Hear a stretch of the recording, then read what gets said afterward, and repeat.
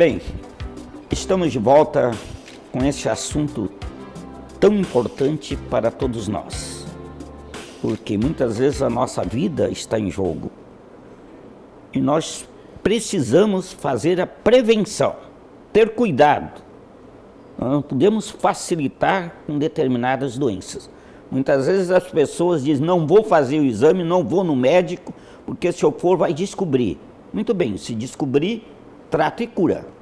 O pior é você ficar com medo e a doença evoluir e depois não ter tratamento. Vamos continuar com o Dr. Francisco falando mais um pouco sobre o fator hereditário, a idade e também depois no fator genético, que eu acho muito importante, após o nascimento, as transformações, a indução, muitas vezes, informações equivocadas que recebe o DNA, que levam a célula se multiplicar desordenadamente.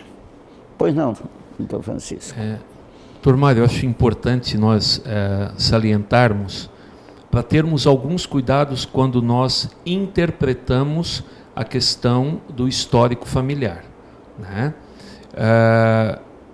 Na história clínica, no dia a dia, a nível de consultório, um dado extremamente importante no histórico da pessoa que está sendo avaliada, ou que eventualmente vai tratar, é o que nós chamamos de história mórbida familiar.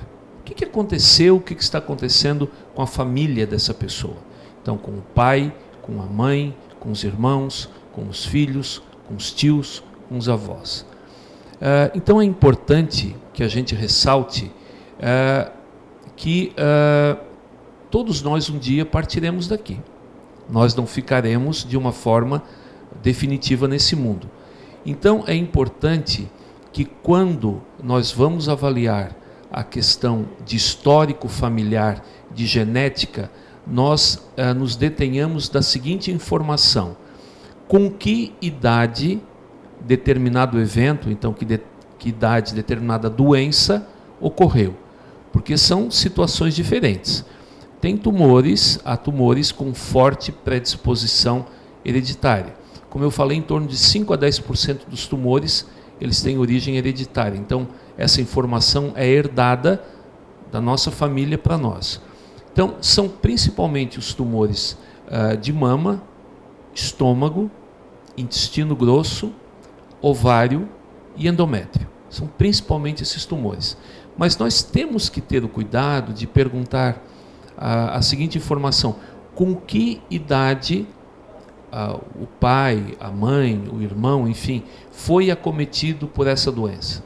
Porque ela vai ter, na realidade, uma informação importante para nós se ocorreu principalmente anteriormente aos 60 anos. Né? Se nós temos um caso de um avô que faleceu por uma neoplasia de estômago, um tumor de estômago, aos 90 anos de idade, a idade é, dentre os fatores de risco, aquele mais importante e que a gente não consegue mudar. Feliz daquele que consegue viver 80, 90 anos. Né? Então, a idade é um fator de risco extremamente importante.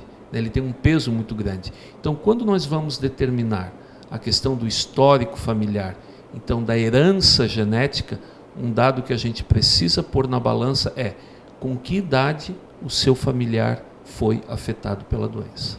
Porque quanto mais jovem, maior o risco de herança genética. Exatamente. Isso.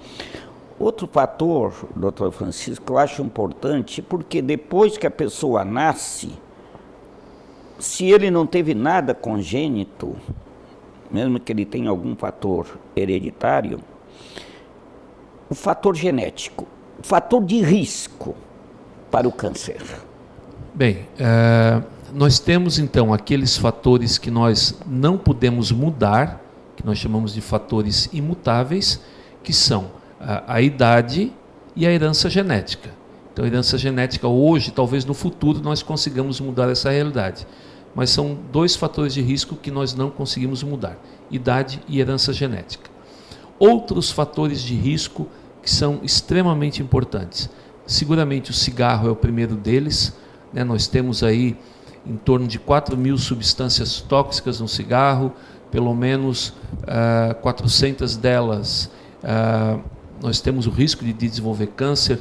Então, risco de câncer de cavidade oral, né, de esôfago, de estômago, de mama, de bexiga e por aí vai, né? Nós temos um outro fator de risco importante, que é o sol. Então, a falta do sol é prejudicial, assim como o excesso do sol também é prejudicial. Há uns anos atrás foi feito um trabalho bastante interessante na Suécia.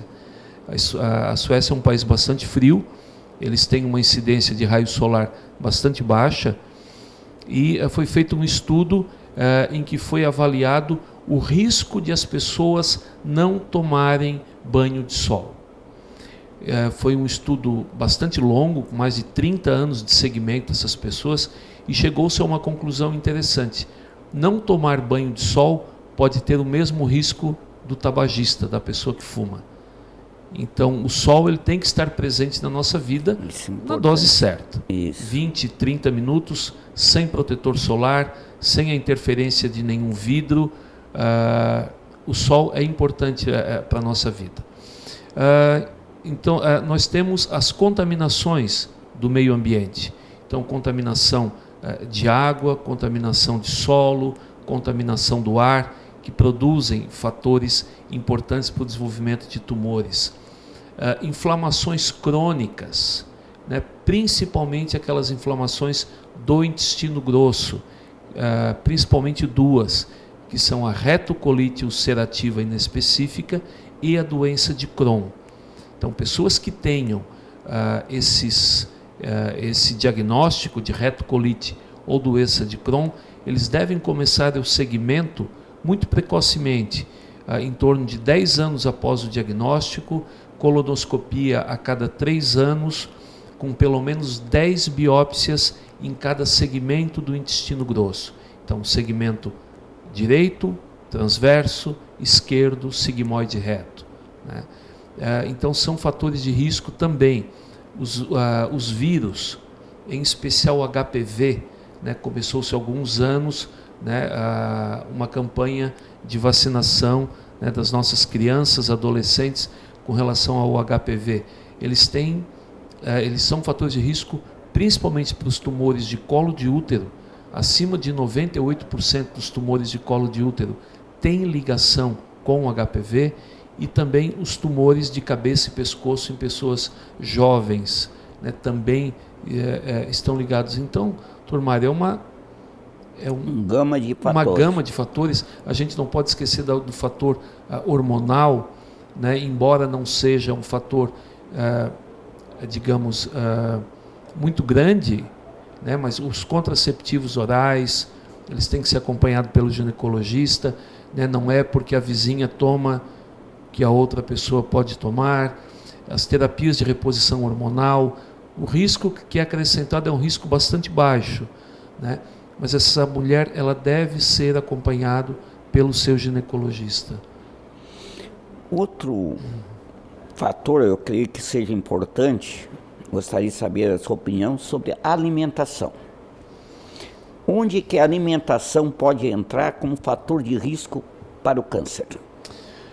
Bem, um fator que é extremamente importante e que é ligado a uma série de tumores e que está ligado diretamente à alimentação é a obesidade, né? Então, aquelas pessoas que têm um índice de massa corpórea alto, elas têm um fator de risco exacerbado para tumores de intestino grosso, para tumores de endométrio, para tumores de ovário, para tumores de vesícula biliar.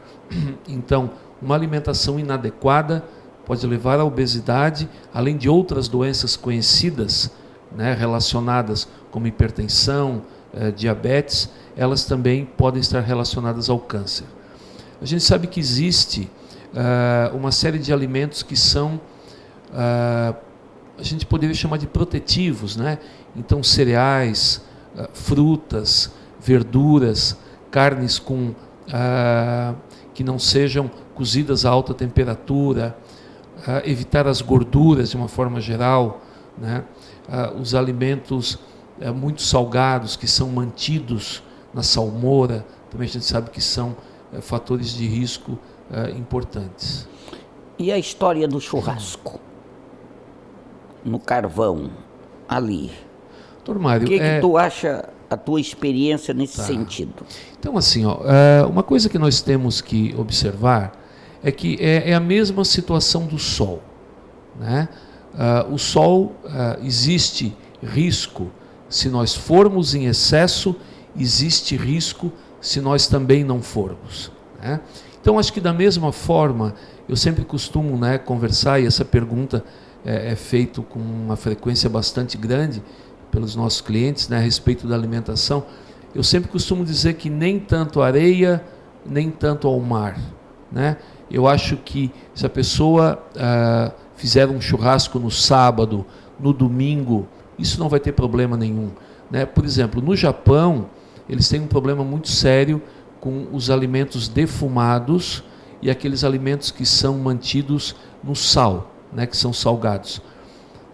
Aqui, se a pessoa vai comer uma feijoada a cada 3, 4 meses, isso não vai trazer nenhum risco para a vida dela.